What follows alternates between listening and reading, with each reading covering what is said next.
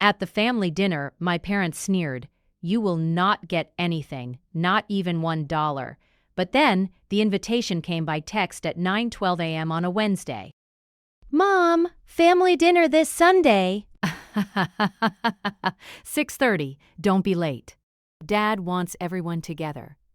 I stared at the screen longer than I needed to. The last everyone together dinner had ended with my mother explaining, loudly like she was narrating a documentary, that I had always been sensitive about money, as if that was a personality flaw and not the reason I worked 2 jobs through college.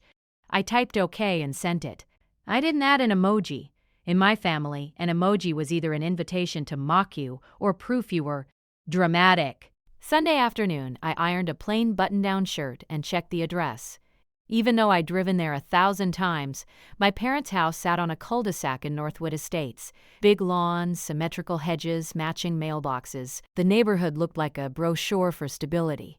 My life didn't look like that. I lived in a 1-bedroom apartment above a bakery on the east side. It smelled like cinnamon at 5 a.m. and exhaust by noon. I liked it. It was mine. My rent was paid on time, and my fridge had food I bought myself.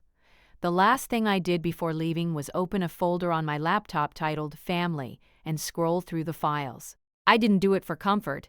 I did it the way someone checks the weather before driving. The folder had a running timeline, scanned PDFs, screenshots, and notes with dates. I had started it 2 years ago, after my father joked at my cousin's wedding that I was still waiting for someone to rescue him. People laughed, I didn't. I just went home and began writing things down. At 6:22 p.m., I parked in front of my parents' house. My brother's SUV was already there, angled across the driveway like it owned the place. My sister-in-law's sedan sat neatly behind it. Their kids' scooters were tossed on the lawn. When I rang the bell, my mother opened the door with her usual performance smile, the one she used for neighbors, church friends, and anyone who might judge her. "Evan," she said, "like my name was an item on a checklist." Then she glanced past my shoulder to my car. "You came alone." "I always come alone," I said. She laughed softly. "Right? Of course." Her eyes moved over my shirt like she was appraising fabric quality. "Well, come in." Inside, the house smelled like roasted garlic and expensive candles. My mother's dining table was already set with the heavy plates she never used unless someone was watching. There were cloth napkins folded into triangles, wine glasses polished to a shine, and place cards written in her tidy script. She had made one for me, too. Evan, in all caps, on the far end of the table, close to the kitchen, where she could keep an eye on me, and far from the important seats. My father's voice floated in from the living room. "Is that him?" "Evan's here," my mother called back as if announcing a delivery. I walked in and found my father sitting in his leather chair, remote in hand, watching a sports channel with the volume low. He wore a sweater that looked casual but probably cost more than my monthly utility bill. He didn't stand. He lifted his chin. "You still working at that place?" I had a full-time job as a compliance analyst for a mid-sized logistics company. It was stable, boring, and paid well enough. The place he meant was the apartment above the bakery, because he still treated my address like a temporary mistake. "Same job," I said. "Same company." He nodded like it didn't matter either way. Good. Stability. My brother Mark came in behind me, smiling too wide. He was the kind of man who treated every interaction like a negotiation and every compliment like a currency. "Evan," he said, clapping my shoulder hard enough to be familiar without being kind. "Look at you, still doing your spreadsheets, compliance." I corrected gently. Right, he said, already looking away. "Same thing." My sister-in-law, Jenna, appeared in the doorway with their youngest on her hip. She wore a beige dress that matched the whole house, like she'd been staged to blend in. "Hi, Evan," she said, polite and empty. Then to my mother, "The kids are starving." "Dinner in 10, my mother said. Tell them to wash up."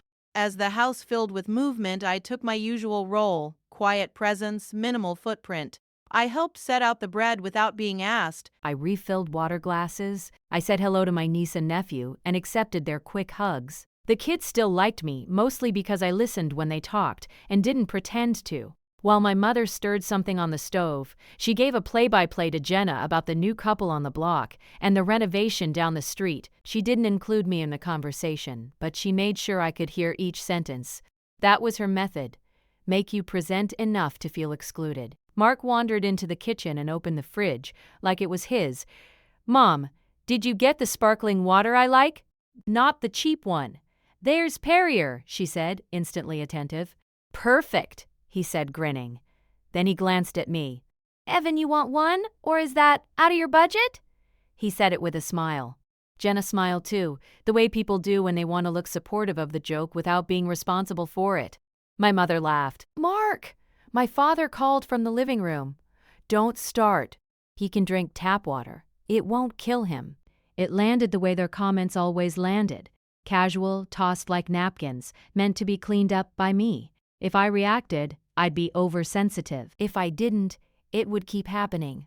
I smiled slightly. "Water's fine." Mark raised his bottle like a toast. "Cheers to humility." I turned to slice the bread. When we sat down, my mother placed the serving bowls in the center like she was hosting a fundraiser. The kids were seated first. Then Mark and Jenna. Then my parents at the head and near head positions. My place card waited at the end. I sat where I was told. My mother began with her usual opening line. "Let's just be grateful we can all be together." My father grunted something that might have been agreement.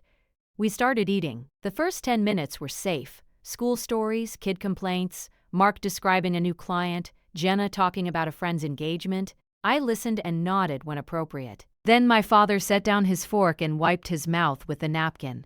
"Mark," he said, "the attorney called Friday." Mark straightened in his chair immediately. He tried to keep his face neutral, but his eyes did that quick flicker of interest he couldn't hide. Jenna's hand went still on her glass. My mother smiled softly. "We thought it was time to talk about everything. As a family." I didn't ask what everything meant. I already had a pretty good idea. My parents had been tightening their circle for years, keeping information close, controlling narratives, making sure Mark, their golden son, was always positioned as the responsible heir. They loved the image of tradition. They hated uncertainty, and they hated more than anything someone not needing them. My father leaned back. "We're getting older," my mother added quickly. "Not old, but we're planning. Like responsible adults." Mark nodded like he'd been rehearsing. "Of course. Planning is smart." My father looked down the table at me. His eyes were calm, but there was something satisfied underneath, like he enjoyed delivering news when he had the advantage. "You should hear this too," he said. I met his gaze and waited. He continued, "We've decided how the estate will be handled." The word estate sounded dramatic for a suburban house and retirement accounts, but my parents loved dramatic words when they wanted authority, my mother picked up. "The house will go to Mark and Jenna. They have the children." "It makes sense."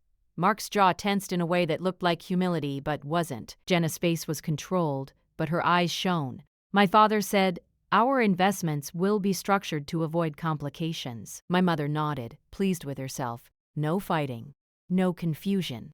Mark leaned forward, hands clasped, playing the role of reluctant recipient. "We don't want anyone hurt. We just want what's practical." My father's gaze returned to me. "And you," he said, "will not get anything." He said it plainly, like he was stating the weather. My mother's smile sharpened. "Not even $1, she added, and then she laughed lightly, like she just delivered a clever punchline. Mark chuckled. Jenna covered her mouth as if she were trying not to laugh, but her eyes didn't look sorry. Even the kids went quiet, sensing the shift. My father shrugged. "You've always wanted to do things your way, so you can keep doing them." My mother tilted her head. "You're independent, Evan. You should be proud. Mark needs stability for the family. You don't have anyone depending on you." The room held that thin, tense silence that follows a public humiliation disguised as family truth. It was designed to corner me into reacting, to make me plead or argue, to make me look greedy. I didn't. I set my fork down carefully. I took a sip of water. I looked at my mother, then my father, then Mark. "Okay," I said. It came out calm, almost neutral. Not a challenge, not a surrender. Just an acknowledgement. My mother blinked. She had wanted something else. Anger, tears, a speech, something she could later describe to her friends as, "Evan made a scene." Mark's smile faltered for half a second before he recovered. "See? Mature," he said. like he'd trained me. My father's mouth twitched. "Good," he said. "Then we're clear." My mother reached for the serving spoon again, as if the matter was closed. "Eat," she told me. "Don't be dramatic." I picked up my fork again. I ate a bite of chicken. Inside, nothing stormed. I'd expected this. Not the exact phrasing, maybe, but the intention. They wanted me to know I was outside the circle, and they wanted me to accept it in front of witnesses. So I did. But I also watched what they said, how they said it, and who heard it. Because while my parents were sneering about not even $1, my mother had slipped and said something else. Something small, almost invisible. Avoid complications. I looked at the table, at the place cards, at the polished glasses, at my father's confident posture. Then I glanced at my niece, who was staring at her plate like she didn't want to be involved. And I made a choice I'd made before. I stayed quiet. I let them think the conversation had ended. But as I ate, I listened more carefully than anyone in the room realized, because the way my father said the attorney called Friday wasn't just an announcement, it was a timestamp. And timestamps, I'd learned, were the beginning of receipts. When dinner moved on and Mark started bragging about streamlining things, I kept my face still, my voice low, and my attention sharp, because if they decided I wasn't getting anything, then they were also assuming I had nothing to protect, and that assumption was going to cost them. The night ended with my mother hugging me too tightly and whispering, "Don't take it personally. You know how your father is." I nodded, like I believed her. In my car, with the house lights shrinking in the rearview mirror, I pulled out my phone and opened my notes. Sunday, January 5th, 6:47 p.m. Dad. Estate handled. Mom, not even $1. Dad, avoid complications. Attorney call Friday. Witnesses. Mark, Jenna, kids. I saved it. Then, before starting the engine, I opened my folder again, and I created a new subfolder. You're good with money. Este January. I didn't know yet what I would find, but I knew one thing with absolute clarity. They had finally made it official, and that meant I was done pretending it was just jokes. I drove home slowly, headlights cutting through the dark, already planning my next move. Not a confrontation, not a fight. A record, a timeline.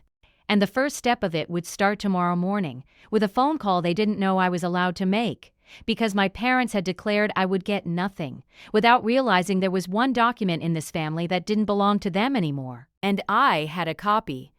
I waited 3 days before doing anything. Not because I was unsure, but because silence unsettles people like my parents more than confrontation ever could. They expected fallout, a phone call, a text, something that would reassure them they still controlled the emotional temperature. I gave them nothing. On Wednesday morning at 8:03 a.m., I made the call I'd already planned. "Good morning," the woman said after 2 rings. "Northwood Legal Group." "My name is Evan Hale," I said. "I'm calling to confirm a document filed in 2016, a notarized beneficiary designation. It should reference a revocable trust." There was a pause. Not long, but enough. "May I ask your relationship to the trust?" "I'm listed on it," I said, "as a contingent beneficiary." Another pause. Keyboard clicks. "Can you verify the address on file?" I gave it to her. Not my parents' house. Mine. That detail mattered. "Thank you," she said. "Yes, I see the document. I'd like a certified copy emailed and mailed," I said calmly. "I believe I'm entitled under Section 3.2. This time the pause was longer. "Yes," she said finally, "you are." When the call ended, I sat still at my kitchen table, hands folded, heart rate steady. Outside, delivery trucks rattled past. The bakery below was already busy. I didn't feel victorious. I felt oriented. That afternoon, the email arrived. 2 PDFs, 1 original scan, 1 certification page with a raised seal embedded digitally. I didn't open them right away. Instead, I added a new line to my timeline, January 8th, 8:03 a.m., confirmed existence of 2016 trust document, certified copies requested. Only then did I open the file. The trust had been created in October 2016, 6 months after my grandmother's death. I remembered that period clearly. My parents had been unusually attentive back then, calling more, asking questions about my finances, offering help. The document listed my parents as trustees. It also listed 3 beneficiaries: primary, Mark Hale; secondary, Mark's children; contingent, Evan Hale. Condition: activation upon sale or transfer of any real property held by trustees, or upon death of both trustees. There was more, a clause I'd forgotten, or maybe never been told. Clause 4.7. Any attempt to remove or alter contingent beneficiaries without written consent from all named parties would render amendments void. I scrolled slowly, carefully. Dates, signatures, notary stamp. The last amendment date was 2019. There were no amendments after that. Which meant one thing very simply. Whatever my parents thought they'd handled, it hadn't erased me. Not legally. Not yet. I saved the files to 3 locations: my laptop, an encrypted cloud folder, and a flash drive I kept in my desk drawer. Then I printed a single copy and slid it into a manila envelope. I didn't tell anyone. That was the hardest part. On Friday night, my phone buzzed. "Mom, everything okay? You've been quiet?" I stared at the message, then typed back, "All good. Busy week." A minute later, "Mom, you know we love you. Dinner wasn't meant to upset you." I didn't respond. Saturday afternoon, Mark called. He rarely did unless he wanted something. "Hey," he said, voice casual. "Just checking in. Mom said you've been distant." "I've been working," I said. "Yeah, same," he replied too quickly. "Listen, about Sunday, it was awkward." "It was clear," I said. He laughed lightly. "Right. But you know how they are. Old school. They don't always phrase things well." "They phrased it exactly how they meant," I said. There was a brief silence. "Well," he said, shifting gears, "it's probably better this way. Less confusion later." "Probably," I agreed. Another pause. Then, almost as an afterthought, "You don't mind, right?" I pictured him in his office. Glass walls, framed certificates, the posture of someone who had never been told no in a way that stuck. "No," I said. "I don't mind." That answer seemed to satisfy him. What he didn't know was that I'd already started pulling records. Monday morning, before work, I went to the county clerk's office. It was a squat building with flickering fluorescent lights and lines that moved slowly. I took a number and waited. When my turn came, I requested property records for my parents' address. The clerk glanced at the screen. "Eb, you're looking for deed transfers?" "Yes," I said, "from 2016 onward." She nodded and printed a stack of pages. "There was a quitclaim deed filed last month," she said casually. "December 14th. My parents hadn't mentioned that." I took the papers and stepped aside. The deed transferred partial ownership, 40%, to Mark. Not through inheritance, not through sale, through gift. My hands didn't shake. I checked the date, the signatures, the notary. Then I flipped to the back. The notary stamp was dated December 12th, 2 days before the filing. And exactly 2 days before my father's "the attorney called Friday" comment at dinner. I added another line to my timeline. December 12th. Quitclaim deed notarized. 40% transfer to Mark. Potential trust violation. Clause 4.7. That evening, I logged into my parents' shared email account. I didn't hack it. They had given me access years ago when they asked me to help organize things.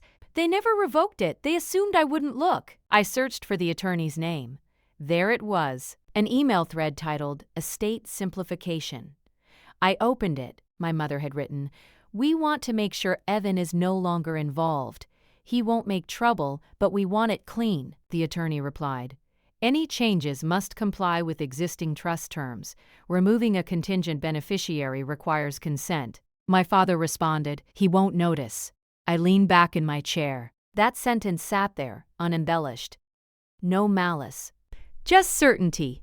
I didn't forward the email. I didn't reply. I downloaded the entire thread as a PDF, preserving headers and timestamps. Then I logged out. Over the next 2 weeks, my parents grew bolder. My mother posted photos online of family dinners that conspicuously cropped me out. My father mentioned to relatives, loudly, that everything's settled now. Mark began talking openly about renovation plans for a house he didn't fully own. At a birthday party for my nephew, my aunt leaned over and whispered, "Your parents told us you're doing your own thing now." I smiled. I always was. She nodded, satisfied, and turned back to the cake. Every comment, every post, every assumption added weight. They were building a narrative. I was building a file. The key moment came unexpectedly. It was a voicemail from my father, left on a Tuesday afternoon while I was in a meeting. "Evan," he said, voice clipped. "We need you to sign something. Just a formality. Stops confusion later. Come by Thursday." I saved the voicemail. Then I listened again. He hadn't said what the document was. That told me everything. I didn't go Thursday. Instead, I replied by email. "Can you send the document in advance? I'd like to review." An hour later, the reply came.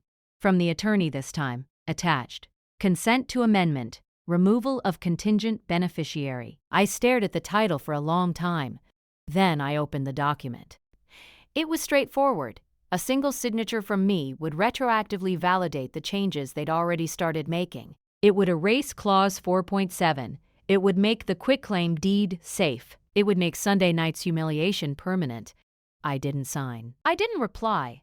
Instead, I forwarded the email, attachment and all, to my personal archive and added one final note to the timeline. Key receipt identified. Attempted retroactive consent to a legal amendment. Email plus attachment saved. That night, I slept well, because now it wasn't just suspicion or unfairness or memory. It was documented intent, and they had just handed it to me. Confident, careless, and convinced I wouldn't understand what it meant. They were wrong. What they didn't know, what none of them knew yet, was that Mark had already announced without realizing it the perfect public moment to expose everything. And when he did, he invited witnesses, including the one authority figure my parents could never charm. I closed my laptop, turned off the light, and set my alarm. The delay was over. The next phase would require patience and timing. The invitation came from Mark, not my parents. That alone told me how confident he felt. It arrived by email, formatted like a corporate announcement. Subject: Family and Friends Gathering. Northwood Renovation Reveal. The body was enthusiastic without being warm. Dates, times, parking instructions.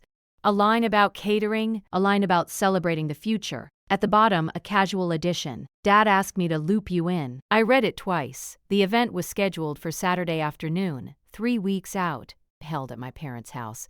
A renovation reveal for a property Mark had been talking about openly for months. New kitchen, expanded living room, plans to modernize the space for the next generation. He hadn't said transfer of ownership in writing, but he didn't need to. Everyone already believed it. I RSVP'd yes within 5 minutes. Then I added the event to my calendar and started preparing. The next 21 days were quiet on the surface. I went to work. I met deadlines. I answered emails. I made coffee in the mornings and cleaned my apartment at night. I didn't mention the event to anyone. I didn't ask questions. But every evening, I worked. I requested certified copies of the quitclaim deed from the county clerk. I printed the trust document again, highlighting Clause 4.7 with a thin yellow line that didn't bleed through the page. I created a simple index. Nothing dramatic, just numbered tabs. Trust Agreement 2016. Attorney email thread quitclaim deed. December 14th. Voicemail January 21st. Consent request unsigned. I checked timestamps. I cross-referenced dates. I made sure every document could stand on its own without my interpretation. Facts didn't need commentary. On the second week, my mother called. She sounded cheerful, almost relieved. "I'm so glad you're coming on Saturday," she said. "It means a lot." I said yes. I replied. "Yes, but you know how you are," she said lightly. "Sometimes you keep distance when things don't go your way." "I've been busy," I said. She laughed. "Of course. Always so focused." "That's why we worry about you." I didn't respond. She continued. "Mark's worked very hard on this. It's a proud moment for your father." "I'm sure," I said.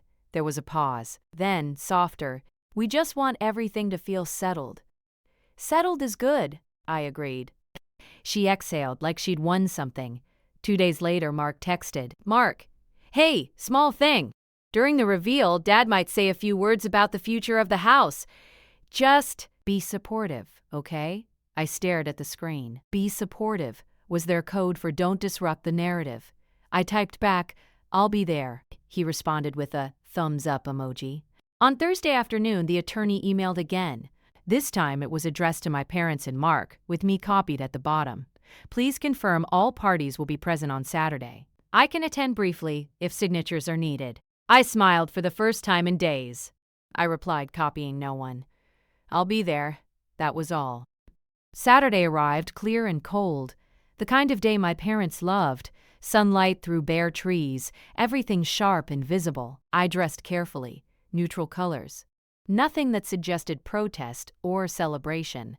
I carried a slim leather portfolio under my arm, the documents inside arranged in order. When I pulled into the cul-de-sac, there were already cars lining the street.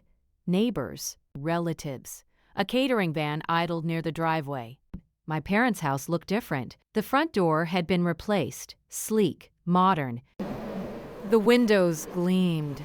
Through the glass, I could see people moving, laughing, holding drinks. A banner hung across the garage.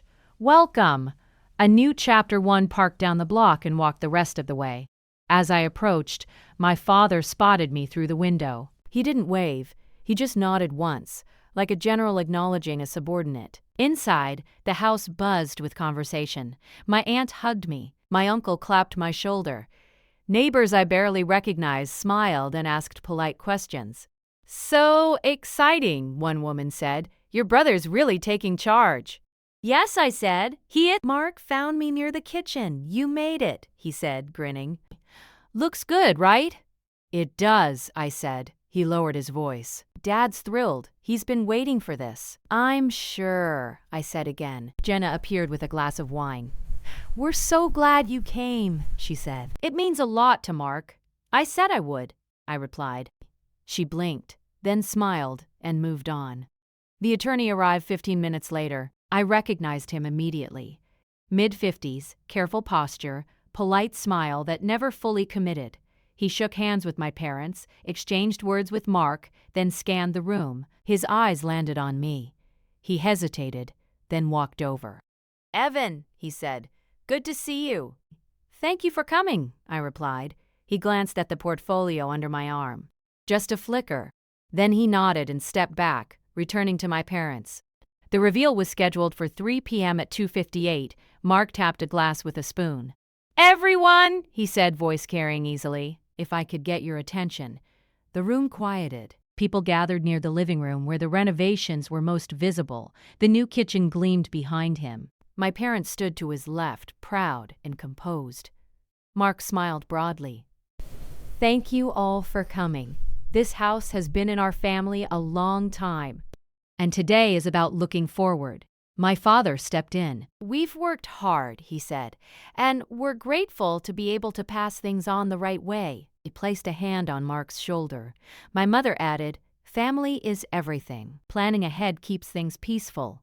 The attorney shifted slightly, uncomfortable but silent. Mark continued, we're excited to start renovations that reflect the future of this home, our home, and we wanted to share that moment with all of you. There was applause.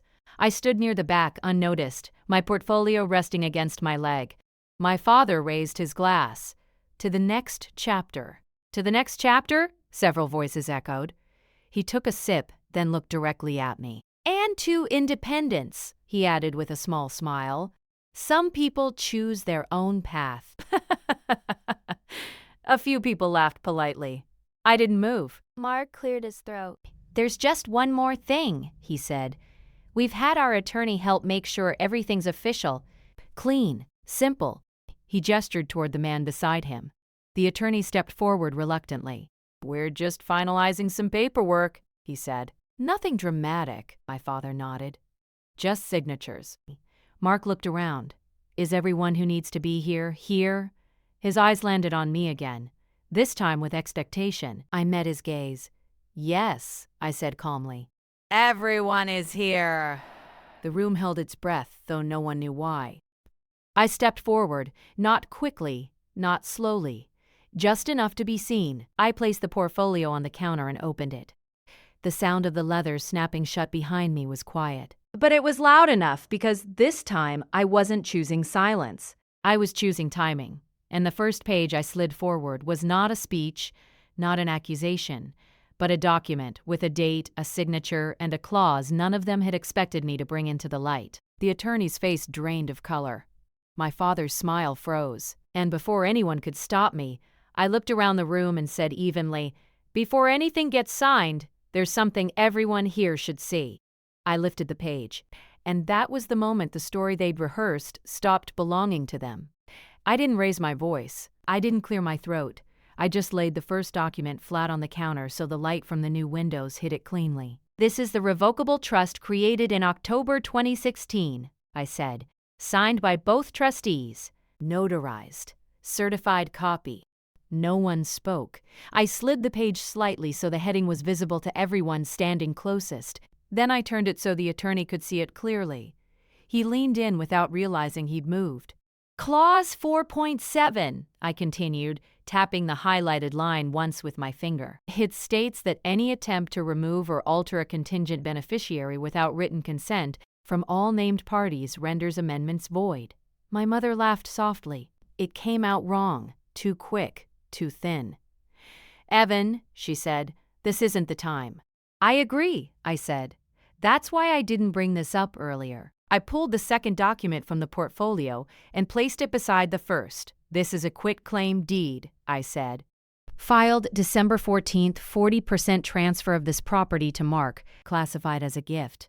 A murmur moved through the room. Someone near the back whispered, 40%? My father's face tightened. "That's private." "It's public record," I replied. "County clerk's office." I didn't look at Mark yet. I let the silence do its work. Then I placed the third item down. "This," I said, "is an email thread between you and your attorney." I turned it so the timestamps were visible.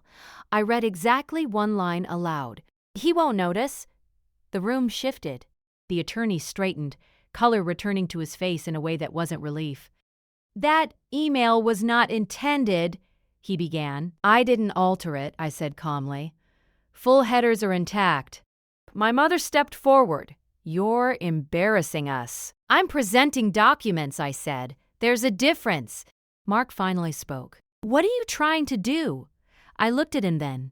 "I'm preventing something illegal from being finalized in front of witnesses," I said, "including you." He opened his mouth, then closed it. The attorney cleared his throat. "We should pause this gathering." "No," my father said sharply. "This is a family matter." The attorney turned to him. It stopped being just a family matter when property was transferred in violation of a standing trust. The word violation landed harder than anything I could have said. I placed the fourth item on the counter. "This is a voicemail," I said. "Left, January 21st, asking me to sign retroactive consent. I didn't play it. I didn't need to. And this," I said, placing the final document down, "is the consent form itself." Unsigned. I stepped back. "I'm not asking for anything," I said. "I'm not contesting." "I'm not accusing," my mother scoffed. "You absolutely are." I shook my head once. "I'm declining to sign, and I'm documenting that I was asked." The attorney rubbed his temple. "We need to stop," he said firmly. "No signatures today, no further transfers. I'll be advising my clients to reverse the quitclaim deed immediately."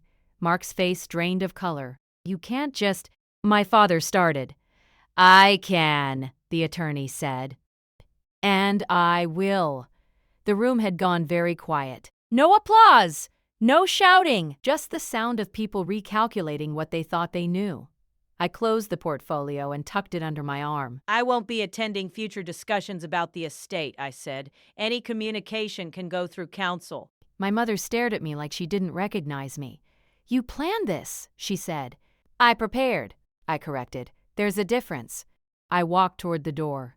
Behind me, voices rose, confused, defensive, urgent. Someone asked the attorney a question. Someone else whispered my name. I didn't turn around. Outside, the air was cold and clean. I walked past the banner, past the cars, past the house that had never really been mine.